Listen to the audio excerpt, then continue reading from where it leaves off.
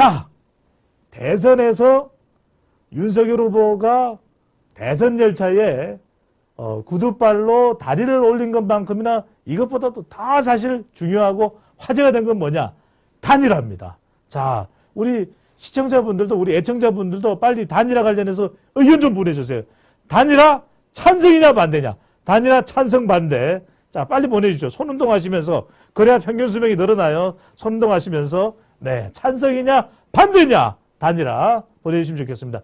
바로 어제였죠. 어제 일요일입니다. 후보자 등록 첫날에 안철수 후보가 아침 9시 반경에 기자회견을 한다고 그랬어요. 그런데 기자회견을 보류하고 11시 30분경에 온라인으로 기자회견을 했습니다. 무슨 이야기가 나올까? 많이들 궁금하셨는데 단일화입니다. 그동안 단일화는 없다. 완주합니다. 이번 대선 완주합니다. 이렇게 이야기를 해왔던 안철수 후보가 단일화를 꺼내놓은 거예요.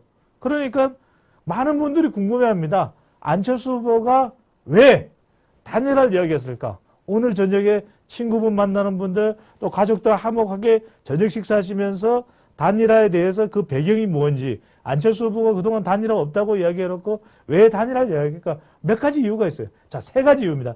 첫 번째, 안철수 후보가 단일화를 제안한 이유는 국민 경선 여론조사를 합시다 하고 단일화를 제안했죠. 빠방. 첫 번째 이유는 정치적인 지표상의 이유입니다. 지표적 이유, 지표.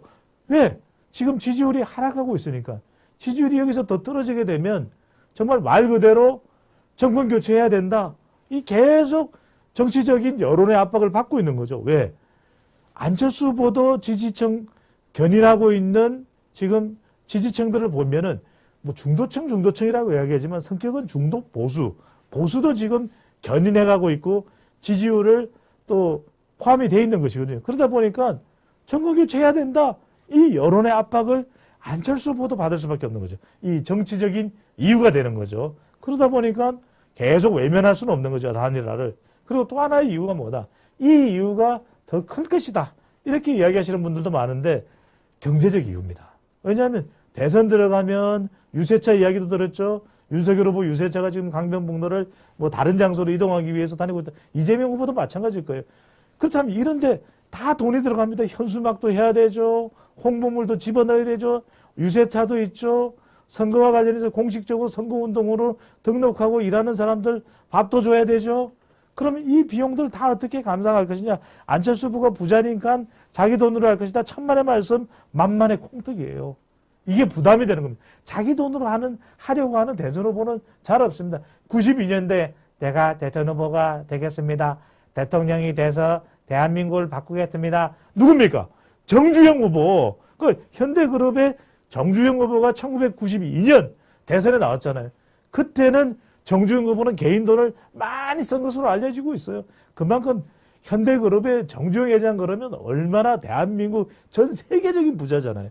이 사람이 대통령이 되겠다 하고 나오면서 뭐 이 돈을 또 비용을 썼으니까 그것은 어느 정도 정주영 정도면 감당할 수 있겠지만 안철수 후보가 부자라도 뭐 어느 정도 적당한 부자지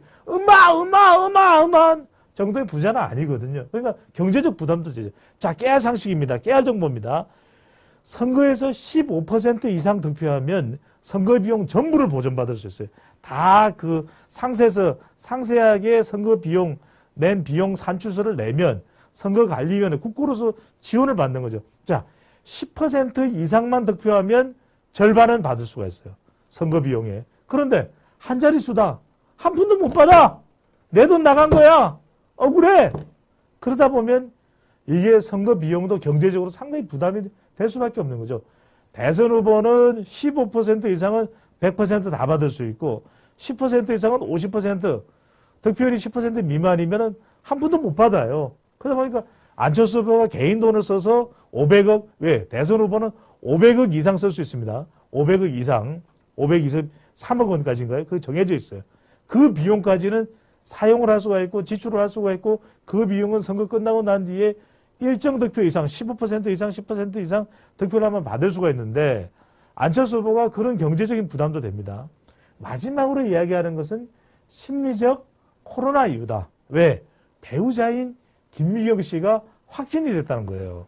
그래서 일요일날 기자회견도 보류할 수밖에 없었고 상당히 안철수 후보가 마음 걱정을 하고 있다. 왜냐하면은 안철수 후보의 배우자가 누굽니까? 같이 서울대 의대를 나온 김미경 씨예요. 김미경 씨 그러면은 다른 지금 대선 후보 배우자들 난리도 아니잖아요.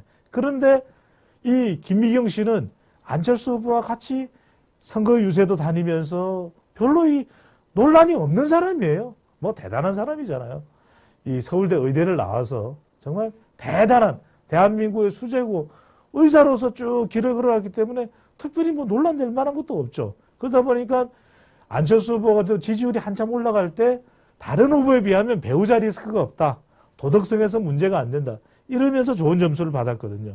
바로 그 안철수 후보의 배우자가 확진이 됐고 기저질환이 있다고 그래요. 그러니까 여러분들도 우리 시청자분들도 아시겠지만 코로나의 경우에는 확진될 때 기저질환이 있으면 상당히 이 증상이 안 좋을 수가 있죠. 악화될 수가 있죠. 그러다 보니까 마음이 걱정이 됐다 그러는데 뭐 이건 이제 걱정하는 거고 사랑하는 아내가 확진이 됐으면 어떻게든 빨리 이제 차도가 있어야 될 테고 그런 코로나 증상이 나아져야 되는 것이지 막 그것 때문에 국민 경선 여론조사를 콕 집어서 제안을 했겠어요? 그건 아니겠죠. 그러니까 정치적인 이유, 이 정권 교체에 대한 여론의 압박이 있었다. 또 하나는 경제적인 이유. 왜냐하면 계속 간다고 해서 지지율이 지금 올라가지도 못하고 있는 상황에서 계속 완주 고집을 부릴 수만은 없는 거 아니었겠느냐. 그런 경제적 이유가 크게 안철수 후보가 단일화를 제안하는, 그동안에는 완주합니다. 단일화 없습니다. 이렇게 이야기를 해왔지만 단일화를 제안하게 된 배경으로 봐야 되겠죠. 한편으로서 이제 국민의 당에서는 어떤 의견이 나오냐 하면 이태규 의원은 이런 이야기를 합니다. 국민의당 의원입니다. 이태규 의원은 정말 단일화 지금 뭐 할까 말까 서로 저울질 재고 간 보는 것도 지겹다. 그러니까 일단 안철수 후보가 생각하는 단일화의 방향을 제시하고 그걸 받아들이면 하는 거고 못 받아들이면 그냥 완주한다. 그래서 제안을 한 거다라는 이야기를 합니다. 그러니까 더 이상 협상은 없다는 이야기예요. 국민 경선 여론조사를 제안했으니까 받을 테면 받고 윤석열 후보가 못 받으면 끝이다. 이런 이야기인 거죠. 자, 그런데 우리 시청자분들이 보실 때 자, 국민 경선 여론조사가 뭐길래 안철수 후보가 제안을 한 것이고 그 다음에 윤석열 후보나 국민의힘에서는 왜 이것에 대해서 굉장히 이 뜨뜻미지근한 반응이냐. 오히려 이건 더불어민주당의 이 모략에 놀아나는 것이다. 더불어민주당의 책동에 놀아날 수도 있다. 이런 이야기를 하는 배경은 뭘 거라는 거예요. 자, 국민 경선 여론조사라는 게 뭐냐? 여론조사를 실시해서 단일 후보를 결정하겠다는 거예요. 어떻게 그러면? 두 가지 조사를 하는 거죠. 왜? 안철수 후보는 지난해입니다. 4월 달에 서울시장 보궐선거할 때 오세훈 후보와 단일화를 했던 그 방식대로 국민 경선 여론조사를 하자는 거예요. 그 방식은 뭐냐? 여론조사인데 두 가지입니다. 적합도, 경쟁력. 왜? 적합도나 경쟁력 한 가지 방식으로 하면은 한 후보에게만 유리할 수 있으니까 적합도는 누가 더 낫느냐, 누가 더 적합하냐. 그러니까 자격도 보는 거죠. 근데 경쟁력은 뭐냐? 자격이고 뭐고 다 소용없다. 누가 이길 거냐? 이재명을 이길 사람이 누구냐? 이렇게 800명씩 지난번에 재보궐선거 때 냈어요. 근데 이번에는 이제 대통령 선거니까 1000명씩 2000명으로 하겠죠. 적합도, 경쟁력 이렇게 해서 두 조사를 합산했을 때 더 많은 지지율이 나온 사람이, 더 많은 지지가 나온 사람이 단일 후보가 되자 이거예요. 자, 많은 분들이 들어오십니다. 마요네즈님, 아 바빴어요. 오전에 했었군요. 네, 오전에는 김동원 박사님 전무님께서 방송을 했습니다. 자, 이제 오후 매주 월요일 빠뜨리지 않습니다. 4시 30분 생방송으로 진행되니까요. 많이 들어와 주시면 좋겠습니다. 마요네즈님께서는 안철수는 항상 그런 역할이다. 네, 안철수 후보 그러면 그래서 많이 지금 우리 시청자분들이나 우리 유권자들이 기억나는 단어가 철수냐? 또 철수냐? 이런 이야기들 많이 해주시고 그 다음에 단일화 하면은 안철수냐? 또 단일화냐? 단일화는 안철수냐 이런 이야기들을 많이 하고 계십니다. 자, 의견도 많이 보내주시고요. 주변에 아직까지 시청 안 하고 계시는 분들도 연락하셔서 문자 주셔서 함께 시청을 하실 수 있으면 좋겠습니다. 자, 그런데 이 국민경선 여론조사를 안철수 후보가 이걸 제안한 이유는 뭐냐? 두 가지죠. 하나는 명분입니다. 그래도 그냥 포기를 하거나 아니면 단판에 의해서 단일화를 한다. 명분이 안 서잖아요. 왜? 끝까지 서로 간에 후보자 간에 경쟁을 해서 누가 정권 교체에 더 나은 사람인가 평가를 받고 싶은 거예요. 두 번째는 왜 이 방식이냐? 이미 지난해 보궐선거 때 사용해봤던 방식이잖아요. 국민의힘의 오세훈 후보가 그때 안철수 후보도 받아들였고 오세훈 후보도 받아들였던 건 이번에 이대로 하면 못 받아들일 게 뭐가 있어요. 이미 해봤기 때문에 이미 했던 경험이 있기 때문에 경험과 그리고 명분 때문에 이렇게 제안을 한 거죠. 자, 그러면은 윤석열 후보나 국민의힘에서 반응은 어떠냐? 안철수 후보가 제안을 하고 난 다음에 윤석열 후보는 이거는 뭐 경선 여론조사 방식은 생각하지 않는다 이런 이야기를 하고 있고 권영세 지금 윤석열 후보 아주 가까운 지금 국민의힘의 선대위 본부장이죠. 권영세 본부장도 윤석열 후보의 대학교 1년 선배예요. 그러니까 윤석열 후보의 아주 밀접한 이 권영세 본부장도 국민 경선 여론조사 방식은 안 된다. 통큰 단판이 있어야 된다. 이런 얘기를 하고 통큰 단판을 그동안 계속 이야기해왔던 사람은 누구냐? 윤석열 후보예요. 심지어는 10분이면 된다. 10분이면 단판할 수 있다. 자, 이 10분의 배경이 뭐가 되는지는 이따가 잠시 뒤에 왜 10분이라는 이야기가 있는지도 제가 설명을 드리겠습니다. 그러니까 윤석열 후보도 그렇고 자, 선대본부장도 그렇다. 이 이야기는 뭐냐? 국민 경선 여론조사로는 받아들이기 힘들다. 심지어는 이준석 대표는 그동안 단일화가 너무 싫었던 거죠. 그래서 단일화 이야기만 나오면 이준석 대표는 너무 싫어. 이거 생각하지도 마라. 묻지 마라. 안 한다.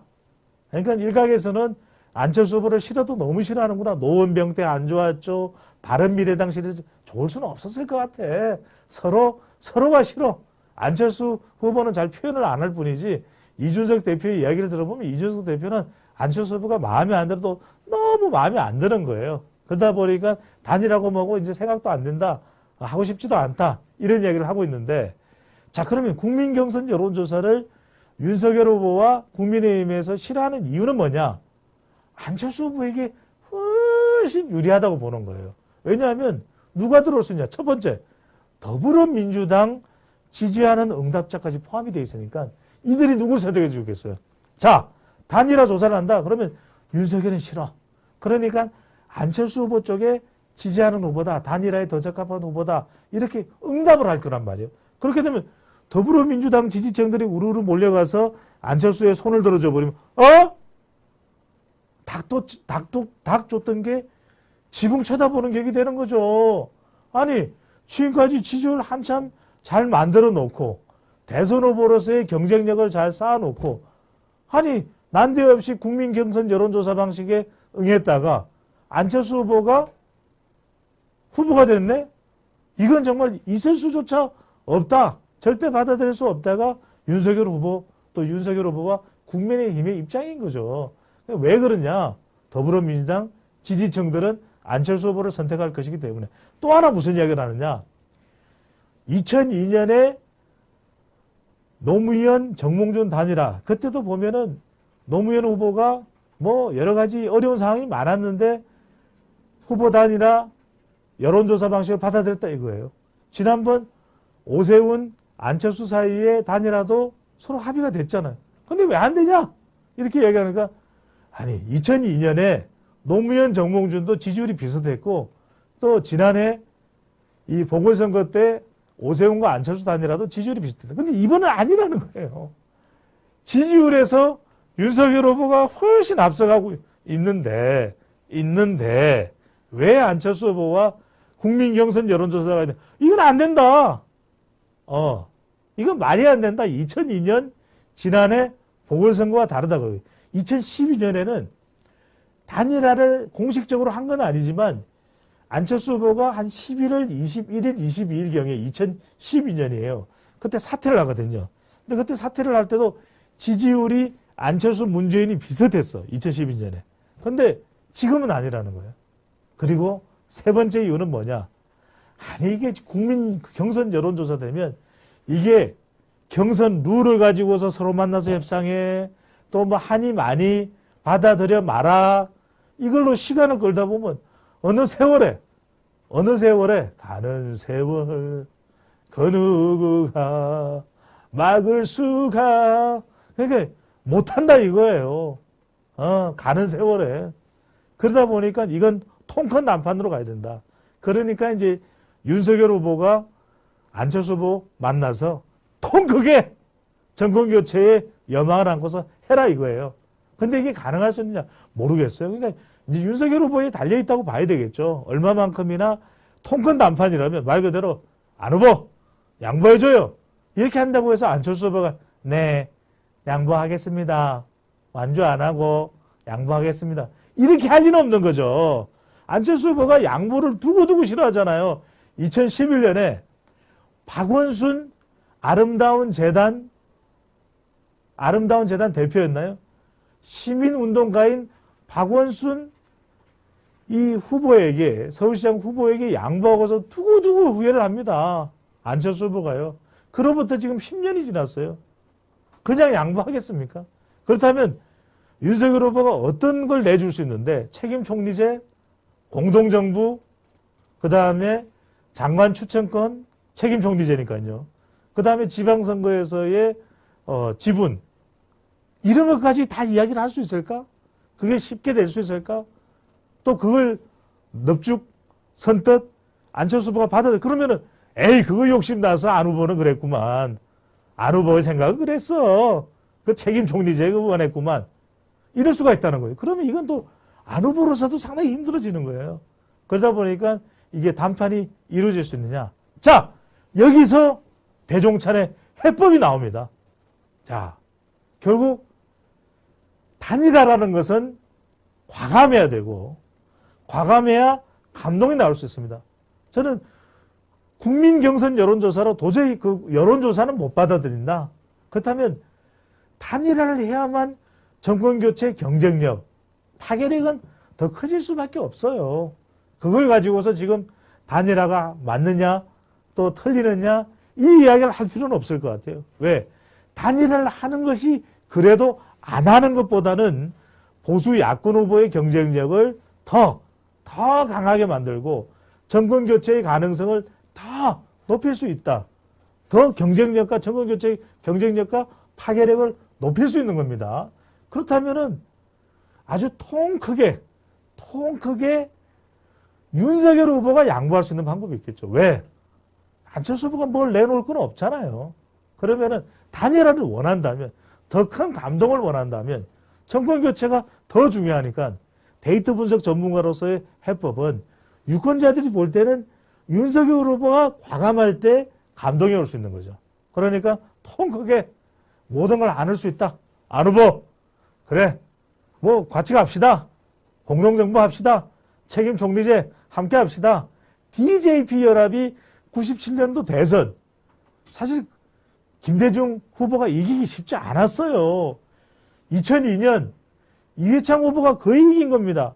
그런데 노무현 정몽준 단일화도 뭡니까? 결국 단일화를 하니까 파괴력이 생기는 거예요. 자, 우리 분들이 많이 지난번에는 슈퍼챗을 보내주시는 분들도 계셨는데 여하튼 뭐 흥미없다. 정보를 얻어간다. 이러면 좀 과감하게 우리 시청자분들께서 동참을 해 주셔도 좋고요. 여론조사가 맨날 들쭉날쭉 역선대 아이고 우리 엔젤리아님 말씀에 100번 공감하고 또 공감합니다. 너무 어렵습니다. 자, 김성은님께서는 대통령은 이미 정해져 있다. 뭐 그렇게 생각하시는 분들도 많이 있습니다. 누구를 생각하시는지 저는 잘 모르지만 대통령은 이미 정해져 있다. 자, 홍용일님, 윤석열 뒤에 있는 사람들이 싫어하겠지요. 네, 단판을 한다. 통 큰 양보를 한다. 자, 그렇습니다. 싫어하는데도 불구하고 싫어할 것임에도 불구하고 그것을 과감하게 하는 후보의 모습. 그럴 때 사실은 유권자들이 감동할 수 있는 것이거든요. 과감한 것은 감동을 이끌어냅니다. 그러니까 윤석열 후보가 통 큰 양보를 통한 담판을 하든지, 그럼 뭐 10분 만에 끝날 수도 있겠죠. 그걸 물밑에서 서로 간에 또 물밑 협상을 하고, 또 하나 국민 여론조사 받아들일 수도 있는 거예요. 받아들일 수 있습니다. 왜 받아들일 수 있느냐? 지금 유권자들은 다 국민 여론조사 방식이 윤석열 후보가 불리하다고 생각해요. 안철수 후보가 그래도 조금이라도 더 유리하겠지. 지지율이 앞서고 있는 윤석열 후보인데 그걸 받아들이겠어? 다 이렇게 생각하면 못 받아들일 거야. 그런데 과감하게 받아들입니다. 어떤 조사 방식이든 받아들입니다. 이렇게 했을 때 감동이 있을 수 있는 거예요. 왜 감동이 있느냐?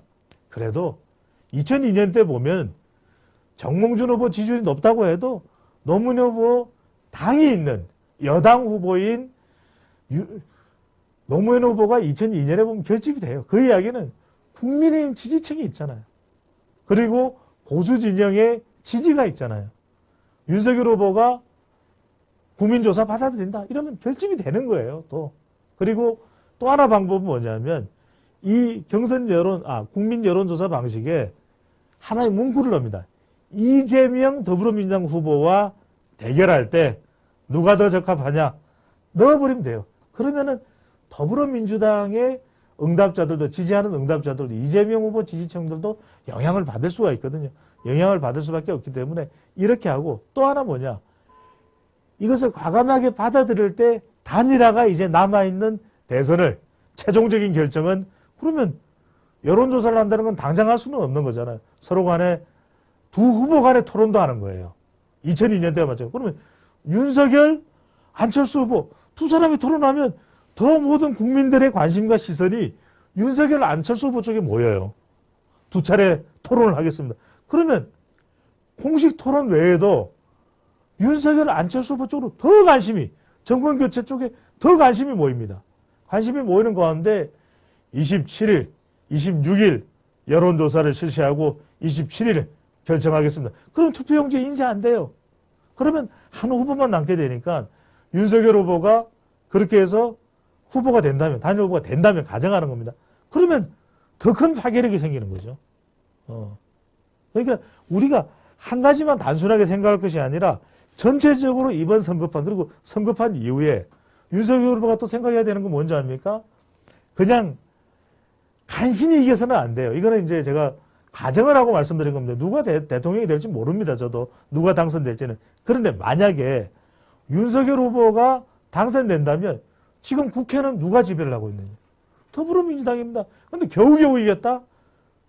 그러면 180석의 더불어민주당 의원들이 윤석열 대통령에 대해서 순순히 협조하겠습니까? 그런데 국민 여론을 놓고서 정말 한 10% 차이 이상으로 이긴다? 그러면 그건 국회도 어떻게 할 수가 없어요. 국회도 10% 이상, 과반수 이상, 50% 이상을 득표한 대통령 함부로 못해요. 그래서 이 단일화가 누가 대통령이 되는 거냐뿐만 아니라 대통령이 되고 나서 이후의 운명까지도 결정할 수 있다는 점에서 정말로 중요합니다.